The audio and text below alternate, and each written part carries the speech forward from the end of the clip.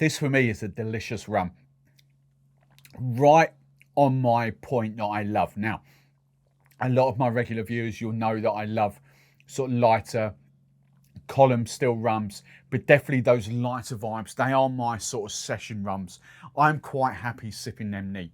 This to a lot of people won't be a neat sipping rum, but for me, it is bang on point, and I think oozes quality from effectively a 3-year-old rum. So this is a new kid on the block to us here in the UK. This is Ron Piet, a 3-year-old rum from Panama via Hamburg. Ron Piet is a Hamburg brand bottler, if you like. There is the Ron Piet 10 as well, I do believe.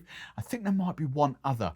But this, I first had at a show called Think Rum, where Jazz, so this is courtesy of, if you're in the UK and you know these guys, this is courtesy of the Skylark guys, Jazz, Chet and Indy. Jazz was the one that sort of gave me this to me at Think Rum, and he was like, what do you think of this? Right on point for me. Delicious, absolutely delicious. And so it's taken, so this was October, November time, maybe November. So, and it's been out in the UK now about a couple of months maybe, but I think it's really good. £30 in the UK. For a 3-year-old rum, 37.5%. There is a little bit of, in my head, you know, is this really a £30 rum? But we'll find out. You know, the whole point of these videos, I answer the 3 questions. Is it value for money? You know, have I got anything behind the bar already that's comparable? And would I restock it when the bottle's finished? So that's what I'm going to answer by the end of the video. But, you know, just to give you a little bit more knowledge, there isn't much knowledge to be had, because when you're talking about, we've deep dived, hopefully this should have come out after the Panama video that I've done on the Sunday to sort of deep dive. This would have come out, you can sort of pick the distillery, although they can't officially sort of say which distillery it's come out of, but you can kind of guess which distillery it's come out of. The only other things I could really tell you, column still, and it is aged in ex-bourbon barrels. But I think the thing that attracted to me this rum was just the first nose and the very first taste, because there was no mistaking that. Even blind, there was no mistaking that for light, you know, vibrant, column still rum. You're not going to mistake that for a pot still rum. But it has got those really light and lively characteristics. You're like, oh, what's that? It's different. You do get those vanilla notes, but there's almost this sort of little sparkling of citrus, like fresh oils, zesty oils, sort of citrus coming off it. And then on the taste, that's what I'm finding with young bourbon aged or bourbon barrel rums. They do have this lovely sort of vanilla-y, really lovely vanilla-y vibe to them, which I really, really like. But this is almost, again, it's that citrus that's playing. I want to go more orange, more down the route of orange than I would do sort of lemon and lime. But it has got this sort of lovely kind of zesty finishing. Actually, as it finishes, it's finishing orange now. Gives me an idea for a rum fashions. And I was just about to move on then to sort of use case. Pear. I got pear.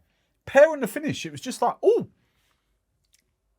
I'll be honest, I've had one little go at this in the evening. I'm shooting this, so probably about a week ago. I'm shooting this mid-afternoon. I'm getting a very different vibe to what I first thought there. It's pear. Pear has just come out. Oh, I really like. Give me, right, in the comments below, because I'm not expecting too many of you guys to have experienced this. But in the comments below, I want you to let me know how you feel about sort of 3 to 5-year-old rums, younger rums, and how they sit with you. Do you buy them? Do you buy them purely for mixing, or do you buy them for sipping neat? Because I'll be brutally honest, this is right on the point for me for neat sipping rum. Bring a bottle. If we're having a night out or a barbecue or whatever, you know, some people bring beer or whatever. For me, this is the thing that I'm bringing to sit and sip all night, just like that. I am quite happy with that. That for me is the epitome of my version of a session rum. This is really delicious. And do you know what? This might be the rum to completely change my perception and allow other rums into the mix when it comes to daiquiris. I am essentially a light, bright, clean, crisp, column still, white rum daiquiri fan. That is my wheelhouse. This is good. This is insanely good. Does it beat white rums? I'm not 100% sure, but oh my God, I would quite happily drink this as a daiquiri. It's definitely got those fruitier vibes. The pear really does come out. It's sort of that subtle hint of orangey citrus in there. A little bit of honey. For an aged rum that's not been filtered, so you know, it has got a bit of colour to it. That is a very drinkable.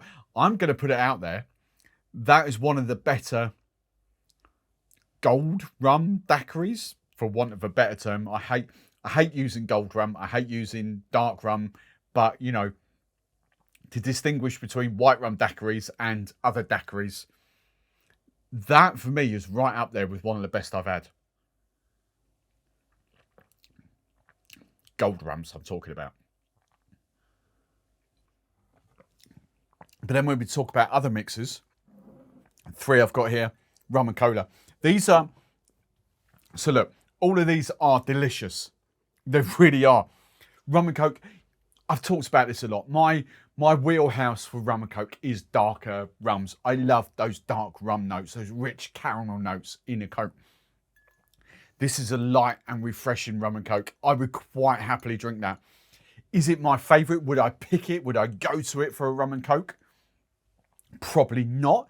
Would I drink it? You know, would I order it if it was a bar, if I saw that and, you know, the other rums I saw weren't brilliant? Yes, 100%. I'm not dismissing that at all. It's just, for me, personal selection here, I'm going dark rums. But this is flipping good. And then because it is a lighter style of rum, ginger ale. I didn't go ginger beer because I thought a ginger beer might kill it. But ginger ale, absolutely gorgeous. Love that. Definitely my kind of rum for rum and ginger ale. Schweppes Canada Dry. Absolutely 100% on point for the rum I want for a ginger ale. Ginger ale is inherently my favourite mixer when we're talking about the big go-to mixers. So your Cokes, your ginger ales, your ginger beers, your whatever else we're talking about. That would be my big pick, ginger ale. I'm a big ginger ale fanboy. That is fantastic. Absolutely fantastic. And then I could have gone citrus, but I wanted to go tropical. Just spin that round and realise that's not facing the front. But tropical, pineapple and coconut from the Stratford sodas. Again, because of the fruit notes in the rum, because of the orange, you can tell I've got the gas going on now, can't you? Because of the fruit notes in there, that pear, that tropical works an absolute treat. That is beast mode. Just bearing in mind, you know, the sweetness levels aren't the same as what's in those, you know, that is stripped back sweetness. But that is absolute beast mode for a mixer. Katie and Dan, if you're watching this, reach out to Jazz Chat in Indie, because that is a match made in heaven, those two. Really, really good. And then, as I said earlier in the video, I had an idea for a rum fashioned. I've gone sugar, but I've gone orange bitters. That is a light, fantastic, easy sipping. You know, we're talking, I've done a mini one here. So I've only done 25 ml, but I've gone like half a bar spoon of sugar, like literally like 2 ml of sugar syrup. And some orange bitters, Miss Better's orange tree bitters, those in there. Fantastic. The orange plays really well with the kind of flavour of the rum. Fantastic. But you know what? As much as I like that, I think I'm going to finish that, but I think my favourite is the daiquiri. That's a cracking daiquiri. So let's get down to the nitty gritty. Do I think it's value for money? Have I got anything behind the bar already that's comparable? Would I restock it when the bottle's empty? So, do I think it's value for money? Right, I'm kind of conflicted by this. £30, what was it? £30 on the dot. Am I personally going to pay that? Yes, 100%. I am totally going to pay £30 for that. I really like that. You know, that for me is great value for money. In the bigger picture, And you can probably see this kind of ties in with a couple of other questions I've got here as well. Havana, I haven't got any Havana 3. It's kind of down the other end of the studio, down there from Cocktail Masterclasses. Is that comparable to Havana 3-year-old? Probably, actually. It actually probably is. Even though it's kind of a different rum, the way that performs in a daiquiri, I would actually put a Havana 3-year-old here as well. So that would be my other comparison. That would be the other rum that I probably got comparable. I haven't got, looking around, I haven't actually got too many younger aged column still Spanish origin. We've got to stop using that. I keep saying that every week, but you kind of get what I'm getting at. I haven't actually got too many other rums behind me. And I think that's the kind of where I'm going, because is it value for money? For me personally, yes. I understand when you're looking at a Havana 3-year-old for £20 a bottle, all right, much bigger brand, much bigger distribution, that you would kind of think, well, actually, I'd potentially go that. Bacardi 4-year-old, again, low £20, $24, $25. Ron Cube, again, Cuban. So it's a different style of rum, but again, lower aged rum. It's kind of in that sort of wheelhouse. Again, £25. So we're talking, inherently we are talking, your alternatives are cheaper. But would I restock it? It ain't even a question. Hands down. That is flipping delicious. Love it. Do I think it's value for money? For me personally, yes. Have I got anything behind the bar that's comparable? Well, I kind of mentioned them, but do you know what? I don't think even the Havana 3-year-old, I don't think either of those three are comparable to that. That is in a whole playground of his own, and that is flipping delicious, and that is a permanent stock for me. Cheers.